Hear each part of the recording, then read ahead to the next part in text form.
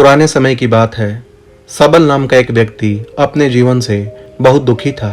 उसके दुख का कारण यह था कि वह अभी तक कुछ नहीं करता था। उसके माँ बाप उसे दूसरों का उदाहरण देकर ताना मारते कि वह सब तो कामयाब हो गए और तू यही का यही है। जब भी वह कहीं बाहर जाता तो लोग उससे पूछते कि तुम क्या कर रहे हो, और उसे यह कहने में बहुत शर्म महसूस होती कि वह अभी कुछ नहीं कर रहा। उसका दुख इतना बड़ा था कि उसको लगता कि वह धरती पर बोझ है और उसके बस में कुछ भी नहीं है और वह कुछ कर नहीं सकता। तो वह जीकर क्या करेगा? उसे मर जाना चाहिए। वह अकेले में बैठकर रोता और भगवान को दोष देता। एक दिन उसने नगर में गुरु को देखा जो दुख के ऊपर प्रवचन दे रहे थे। दुख एक गुरु की तरह होता है जो आपको जीवन के बारे में समझाता है और बताता है। यह आपको सही से जीने का तरीका देता है। आप चाहें तो दुख रूपी गुरु से जीवन जीना सीख सकते हैं या दुख में डूबकर रो सकते हैं। सबल भी यह बातें सुन रहा था। उसने गुरु से कहा, दुख कुछ सिखा कर नहीं जाता बल्कि पीड़ा देकर जाता है। दुख की पीड़ा अनंत होती है। ऐसा लगता है कि इसके बाद कुछ नहीं मिलने वाला, कुछ नहीं होने वाला। मृत्यु भी उसके सामने कम लगती है। गुरु ने कहा, क्या दुख है तुम्हें? सबल ने अपनी सारी परेशानी गुरु को बताई और कहा, क्या मेरे दुख का आपके पास कोई समाधान है? गुरु मुस्कुराए और गुरु ने कहा, जब तुम्हारे जीवन में असली दुख आए तब मेरे पास आना, मैं उसका समाधान अवश्य करूंगा। सबल ने कहा, क्या मेरा दुख असली नहीं है? कोई भी मेरे दुख को नहीं समझता। अपने दुखों से परेशान होकर सबल ने एक निर्णय लिया कि वह कुछ करके दिखाएगा। उसने एक छोटा सा व्यापार आरंभ किया। उसे उसके व्यापार में सफलता नहीं मिल रही थी, पर उसके घर वाले बहुत खुश थे कि वह कुछ तो प्रयास कर रहा है। धीरे धीरे उसे सफलता मिलने लगी और फिर उसने रफ्तार पकड़ ली। वह 2 वर्ष के भीतर ही एक बड़ा व्यापारी बन गया। अब सबल के आसपास काफी लोग थे जो उसे पसंद करते थे, जो उसकी चिंता करते थे, जो उसके कामों की सराहना करते थे, प्रशंसा करते थे। उसके माता पिता भी अपने बेटे की प्रशंसा करते थकते नहीं थे। उसके मित्रों की संख्या दिन ब दिन बढ़ती जा रही थी। वह बहुत खुश था।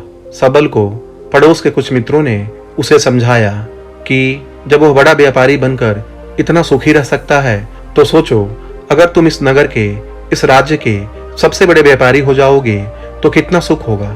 तुम्हारे पास कितने लोग आएंगे, कितने लोग तुमसे जुड़ेंगे, कितना तुम्हारा यश फैल जाएगा। स्वयं राजा भी तुम्हारी तारीफ करेंगे और जरूरत पड़ने पर तुमसे ही धन उधार लेंगे। यह बात सबल के मन में बैठ गई और अब वह और अधिक प्रयास करने लगा। लेकिन यह सब कुछ उसे बहुत जल्दी चाहिए था। ज्यादा समय इसमें वह बर्बाद नहीं करना चाहता था। इसलिए उसने ऐसे काम किए जो उचित नहीं थी। इसलिए उसने अपने मित्रों से बहुत बड़ी मात्रा में धन उधार लिया। ज्यादा मुनाफा के चक्कर में अपने माल की गुणवत्ता खराब कर दी। उसके मित्र उसे जैसा समझाते वह वैसा ही करता। दूसरे व्यापारियों के खिलाफ षड्यंत्र भी रचे। अब उसके जीवन का सुकून कहीं चला गया था। उसे रातों को नींद नहीं आती। वह हमेशा कुछ उधेड़-बुन में लगा रहता। सुख साधन की सारी वस्तुएं होने के बाद भी उसे किसी चीज में सुख नहीं मिल रहा था। एक दिन सबल अपने रथ में बैठकर एक मार्ग से जा रहा था। रास्ते में उसने गुरु का आश्रम देखा। वह गुरु के पास पहुंचा और कहा, गुरुदेव, आपने कहा था कि असली दुख हो तो मेरे पास आ जाना। मेरे जीवन में बहुत दुख है। मैं रातों को सो नहीं पाता। सबल गुरु को अपनी सारी बात बताई। गुरु ने कहा, जब तुम पहली बार मिले थे तब भी तुम किसी दुख में थे। उस दुख से तुमने क्या सीखा? सबल ने कहा, मैंने सीखा कि केवल सोचने मात्र से कुछ नहीं होता। अपनी सोच को साकार करने के लिए कर्म करना पड़ता है और केवल कर्म करने से कुछ नहीं होता। कर्म को अंतिम पड़ाव तक ले जाना आवश्यक होता है। चाहे रास्ते में कितनी भी बाधाएं आए, कितनी भी निराशा आए, चाहे ऐसा क्यों न लगे कि अब कुछ नहीं होगा, तब भी यह मानकर कि जो काम कर रहा हूँ मैं इसमें सफल होकर ही रहूंगा। कर्म करना चाहिए। लोग केवल सफल व्यक्ति को ही महत्व देते हैं। बाकी सब, चाहे कोई कितना भी अच्छा क्यों ना हो, इस दुनिया के लिए वो बोझ ही कहलाता है। गुरु मुस्कुराए और गुरु ने कहा, जब तुम्हारे जीवन में असली दुख आए तब मेरे पास आना, मैं उसका समाधान अवश्य करूंगा। सबल ने गुरु को एक घड़ा भेंट किया जो सोने के सिक्कों से भरा था। घड़े को देखकर गुरु ने कहा, इस घड़े को वहां उस पेड़ के नीचे गड्ढा खोदकर दबा दो, यह मेरे किसी काम का नहीं। सबल ने ऐसा ही किया और वहां से चला गया। धीरे धीरे सबल को व्यापार में घाटा होने लगा। उसकी धन संपदा धीरे धीरे घटने लगी और एक ऐसा समय आया जब उसके ऊपर बहुत कर्ज हो गया। पर वह निश्चिंत था क्योंकि कर्ज उसके मित्रों द्वारा ही उसे दिया गया था। वह सोचता था कि उसके मित्र उसके बुरे समय में उसका साथ देंगे, पर ऐसा कुछ हुआ नहीं। सबसे पहले मित्रों ने ही अपना उधार धन उससे मांगना शुरू किया। ना देने पर जान से मारने की धमकी भी दी। उसके शुभचिंतक, उसके चाहने वाले सब उससे दूर हो गए। उसके पिता उसे उसकी गलतियों को गिनवाने लगे। उसकी सारी संपत्ति नीलाम हो गई। उसके पास कुछ नहीं बचा। उसने अपने पिता से सहायता मांगी। पिता ने कहा, मेरे पास यह थोड़ी सी ही संपत्ति है, अगर मैं तुम्हें यह दे दूं तो मैं तुम्हारी माँ को कहाँ रखूंगा? हमारा आखिरी सहारा यही संपत्ति है।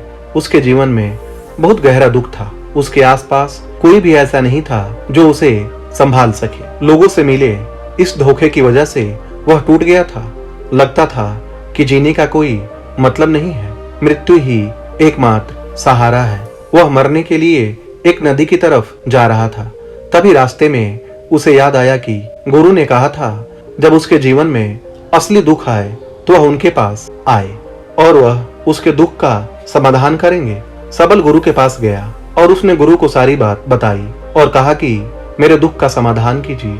गुरु ने कहा, जब तुम्हारे जीवन में असली दुख आए तब मेरे पास आना, मैं उसका समाधान अवश्य करूंगा। सबल ने कहा, असली दुख क्या होता है?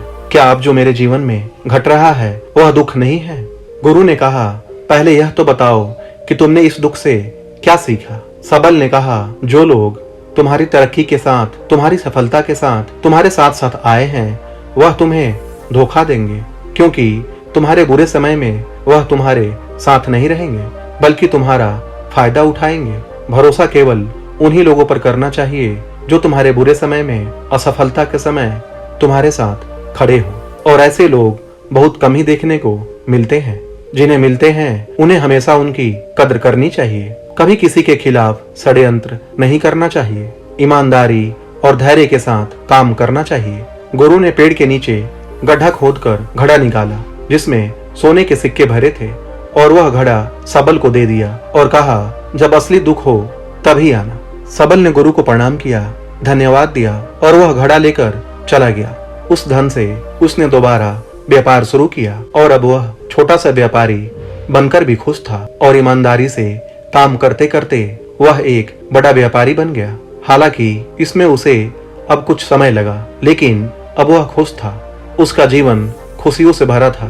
लेकिन कोई कितना भी अच्छा हो, कितना भी अच्छा काम करता हो, दान करता हो, पुण्य करता हो, लोगों की मदद करता हो, सबके जीवन में दुख आता है। सबल के जीवन में भी दुख आया। उसके माता पिता की मृत्यु हो गई। वह दोनों एक ही दिन मृत्यु को प्राप्त हो गए। सबल अपने माता पिता से बहुत प्रेम करता था, इसलिए उसे बहुत गहरा आघात लगा।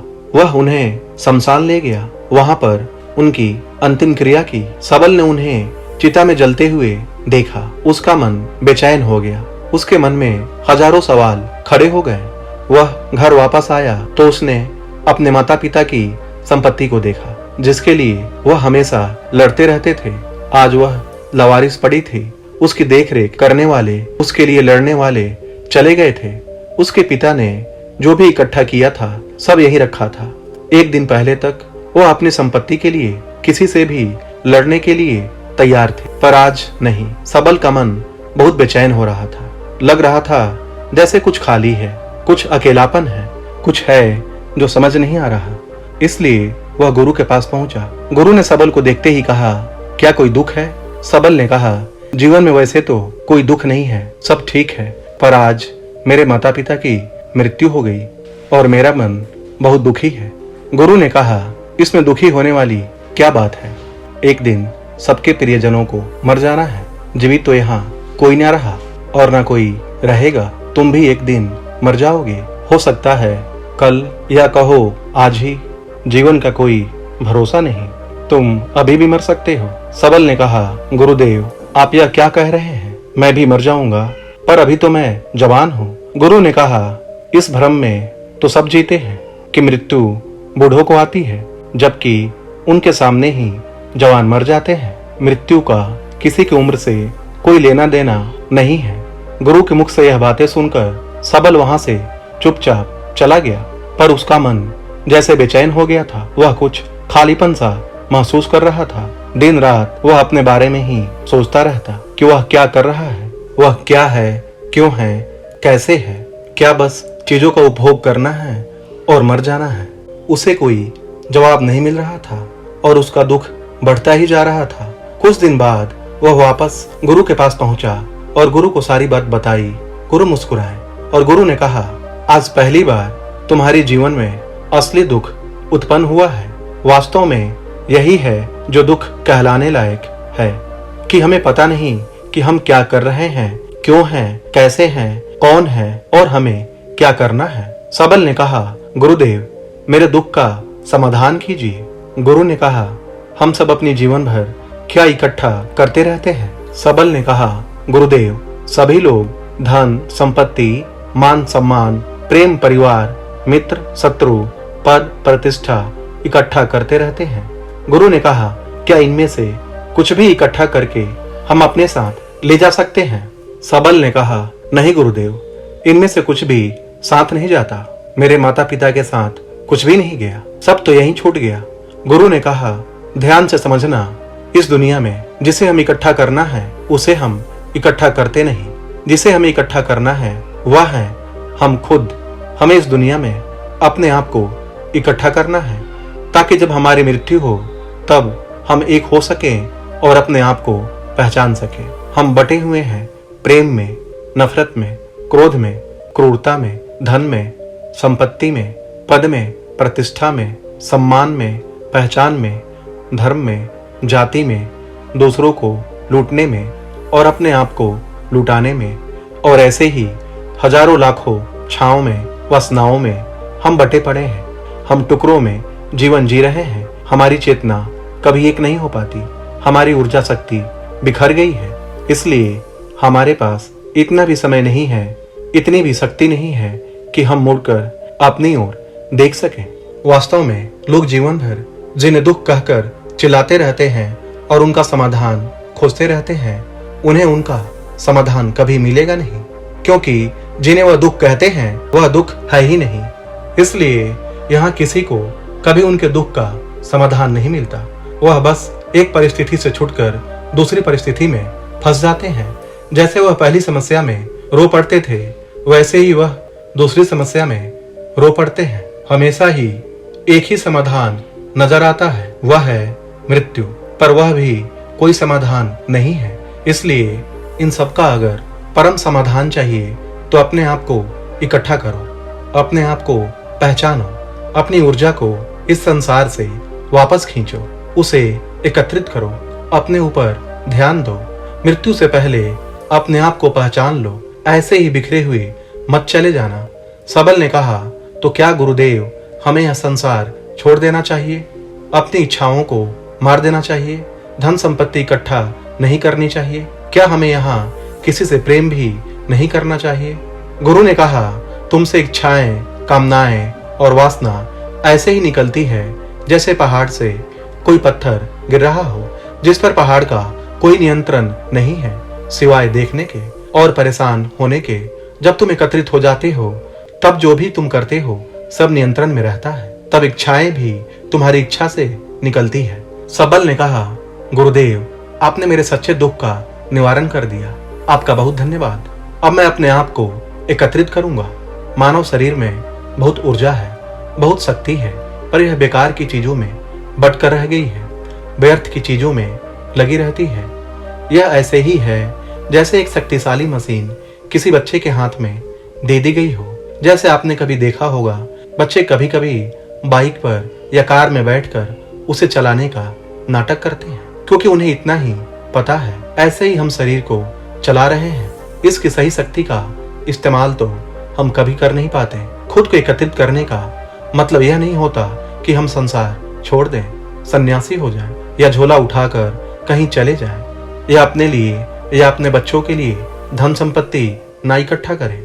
जैसे जब बच्चे बड़े हो जाते हैं तब वह बाइक या कार को चलाकर लंबी दूरी की यात्रा आसानी से कर सकते हैं, नहीं तो बाइक या कार वहीं खड़ी रहेगी और हमें यह भ्रम रहेगा कि हम कहीं जा रहे हैं, जैसा कि बच्चों को होता है, पर हम कहीं नहीं पहुंचते।